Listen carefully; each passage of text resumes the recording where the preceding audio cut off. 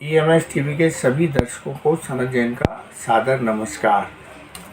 आज हम बात करेंगे इजराइल और ईरान के बीच में जो तनाव चल रहा है उसको लेकर। सारी दुनिया के देशों में इस समय तनाव किसी न किसी कारण से बना हुआ है, लेकिन एक साल से ज़्यादा का वक्त हो गया यूक्रेन और रूस के बीच में युद्ध लगातार चल रहा है। नाटो के देश यूक्रेन का साथ दे रहे हैं और रूस अपने दम पर ये लड़ाई लड़ रहा है। अमेरिका ने रूस के ऊपर बहुत सारे प्रतिबंध भी लगाए थे लेकिन उन प्रतिबंधों का कोई असर होता हुआ दिखा नहीं और रूस पूरी ताकत के साथ ये लड़ाई लड़ रहा है।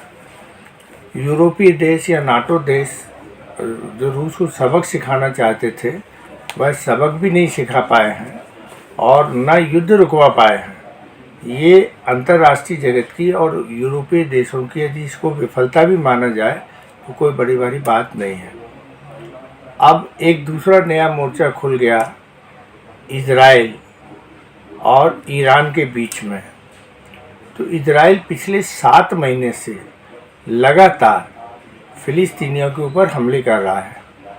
उसने हमास के ऊपर हमला करने का एक जो हमास ने पहले युद्ध किया, मतलब वो रॉकेट छोड़े थे अपने बंदियों को छुड़ाने के लिए, और उसके बाद से इजराइल लगातार गाजा पट्टी पर हमले करता रहा है, करता जा रहा है। जो 50 साल का एक विकास था वो सारा का सारा एक झटके में ख़त्म हो गया और गाजा पट्टी में जितना नुकसान हुआ है उस नुकसान की भरपाई अगले 50 सालों तक नहीं हो सकती, इसे कहने में भी कोई नहीं है। लेकिन उससे ज़्यादा जो नुकसान हुआ है वो ये हुआ है कि वहाँ की महिलाओं और बच्चों को जिस तरह से युद्ध में वो मारे गए हैं या खाने पीने को लेकर जो उन लोगों को परेशानी हो रही है, और अंतर्राष्ट्रीय समुदाय इस मामले में इजराइल को इस बात के लिए भी तैयार नहीं कर पाया कि वहाँ रेड क्रॉस की सुविधाएं जाएं, लोगों को वहाँ खाने पीने के लिए मदद पहुँच पाए, ये भी पिछले 7 महीने में नहीं हो पाया। तो हमारी दुनिया किस ओर बढ़ रही है ये इसका इशारा यहाँ से मिलता है। हाल ही में इजराइल ने ईरान के एक प्रमुख सेना कमांडर और उसके साथ 12 लोगों की हत्या कर दी और उससे नाराज़ होकर ईरान ने इजराइल के ऊपर अटैक किया। और अब इजराइल ने कल रात में इराक के ऊपर अटैक कर दिया। नेतन्याहू को समझाने के लिए अमेरिका के राष्ट्रपति जो बाइडेन कई बार प्रयास कर रहे हैं। संयुक्त राष्ट्र संघ की कई बैठकें हो चुकी हैं। युद्ध विराम के लिए कई बार संयुक्त राष्ट्र संघ से निर्देश जारी हुए, लेकिन उसका पालन नेतन्याहू नहीं कर रहे हैं। अब एक और नया मोर्चा इजराइल ने खोल लिया, वो है ईरान के साथ। अब इस्लामिक और ईसाई कम्युनिटी को लेकर भी बातें होने लगी हैं कि ये माना जा रहा है कि ईरान और ये जो लोग मुस्लिम देश हैं मिडिल ईस्ट के, वो सब इस्लामिक कंट्रीज़ के हैं, वो कहीं ना कहीं इकट्ठे हो रहे हैं और यहाँ पर यूरोपियन देश जैसे ब्रिटेन है, फ्रांस है, अमेरिका है, ये सब इजराइल को सपोर्ट कर रहे हैं। और अभी तक युद्ध से किसी को कुछ हासिल नहीं हुआ है। ये प्रथम विश्व युद्ध भी देख चुके, द्वितीय विश्व युद्ध भी देख चुके, और इसके पहले भी बहुत सारे युद्ध हमारे इतिहास में दर्ज हैं। महाभारत का युद्ध भी भारत में एक है कि जिसमें ना कौरव के हाथ कुछ लगा ना पांडव के हाथ कुछ लगा। युद्ध होगा तो दोनों का ही विनाश होगा, किसी एक का विनाश नहीं होता है। अभी इजराइल और फिलिस्तीन के बीच में भी, हमास के बीच में भी जो झगड़े चले उससे दोनों देशों का नुकसान हुआ, किसी एक देश का नुकसान नहीं हुआ। अभी भी जैसे ही इराक ने इजराइल के ऊपर हमले किए थे तो इजराइल को उसकी सुरक्षा करने के लिए 8,000 करोड़ रुपए के खर्च करने पड़े। तब जाके वो कुछ हद तक अपनी रक्षा कर पाया और कुछ हद तक नहीं कर पाया।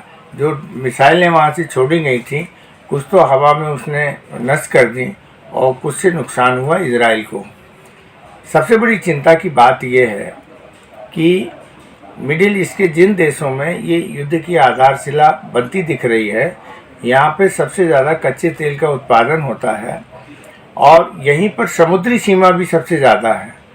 तो यदि ये युद्ध हुआ तो ये कल को ऐसा ना हो कि तीसरे विश्व युद्ध में बदल जाए और कच्चे तेल की आपूर्ति और खाने पीने का सामान जो एक देश से दूसरे देशों तक जाता है तो उसमें बहुत बड़ी बाधा उत्पन्न होगी और जिस तरीके की अफरा तफरी मचेगी, जिस तरीके का हाहाकार मचेगा, उसकी भरपाई करना आमतौर पर संभव नहीं है।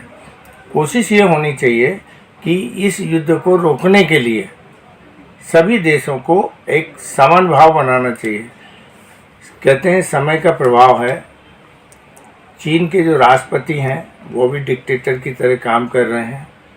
रूस के राष्ट्रपति पुतिन हैं, वो भी डिक्टेटर की तरह काम कर रहे हैं। इजराइल में नेतन्याहू बैठे हुए हैं, वो भी एक डिक्टेटर की तरह काम कर रहे हैं। और अमेरिका तो अपने आप को विश्व का राजा समझता ही है और लड़ाने झगड़ाने और अपने हितों को साधने के लिए अमेरिका हमेशा से जाना जाता है। हर जगह वो व्यवधान पैदा करता है, अस्थिरता बना देता है। अभी हाल ही में अफ़गानिस्तान में वर्षों लड़ाई लड़ने के बाद धीरे से बाहर निकल आए, इसके पहले वियतनाम और दूसरे देशों में। तो अब विकास के क्रम में और अंतर्राष्ट्रीय व्यापार संधि जब हुई थी तब एक बात की आशा हुई थी कि सारे देश आपस में जुड़ेंगे, सबके आर्थिक लेन देन होंगे, सब दुनिया के देशों का एक दूसरे से जुड़ने के बाद बड़ी तेज़ी के साथ विकास होगा। लेकिन यह धारणा भी अब ख़त्म होती हुई नज़र आ रही है। 2003 से सारी दुनिया में वैश्विक व्यापार आर्थिक संधि कायम है। सब जगह लोग अपना माल भेज रहे हैं, बुला रहे हैं, सब आर्थिक रूप से समृद्ध भी हुए थे इन 20 सालों में। लेकिन वही पूंजीवाद अब अहंकार के रूप में बदलता हुआ दिख रहा है और सारे राजनेता इतने अहंकारी हो गए हैं कि वो अपने सामने किसी दूसरे को कुछ भी समझने के लिए तैयार नहीं है। दूसरी बात चिंता की सबसे बड़ी ये है कि सारी दुनिया के देशों में आणविक हथियार या ऐसे अत्याधुनिक हथियार बना लिए गए हैं जो हजारों किलोमीटर दूर जाकर विनाश कर सकते हैं। साउथ कोरिया, उत्तर कोरिया और चीन हो, रूस हो, अमेरिका हो, भारत हो, पाकिस्तान हो। पाकिस्तान के पास भी ये कहा जाता है कि उसने एटम हथियार बना के रखे हैं और इसका भी वो उपयोग कहीं कर सकता है। तो जिस तरीके के अहंकारी राजनेता हो गए हैं उससे पूरी दुनिया की मानव जाति एक हिसाब से खतरे में पड़ती हुई नज़र आ रही है और इसको कैसे रोका जाएगा कहना अभी तो बड़ा मुश्किल लगता है। ईरान ने हमला किया, उसके बाद इजराइल ने 2-3 दिन शांति रखी और फिर उसके बाद इजराइल ने हमला कर दिया। इजराइल के हमले का जवाब ईरान ने तुरंत नहीं दिया है, लेकिन जो योद्धा हैं वो बड़े ताकतवर योद्धा हैं। तो दोनों एक दूसरे की ताकत को तौलते हुए और अपने इंतज़ाम करते हुए ये युद्ध लड़ने की तैयारी कर रहे हैं।